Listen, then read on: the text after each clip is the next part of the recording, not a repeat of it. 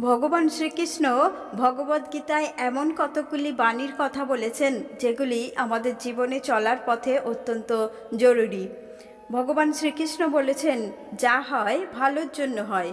অতীত নিয়ে আমাদের দুঃখ করার কিছু নেই, ভবিষ্যৎ নিয়েও অহেতুক কোনো চিন্তা নয়।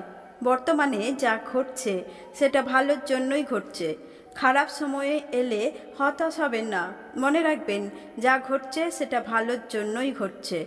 খারাপ সময়ের কালো মেঘ কেটে দ্রুতই ভালো দিনের আবির্ভাব ঘটবে।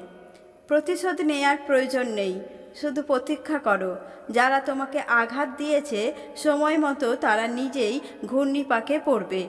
তুমি ভাগ্যবান হলে নিজের চোখেই তাদের পতন দেখতে পাবে। তোমার কর্ম যদি সঠিক হয়, পৃথিবীর সমস্ত মানুষ তোমার বিপক্ষে হলেও জানবে ঈশ্বর তোমার পক্ষে থাকবেন। ভগবান শ্রীকৃষ্ণ ভগবদ্গীতায়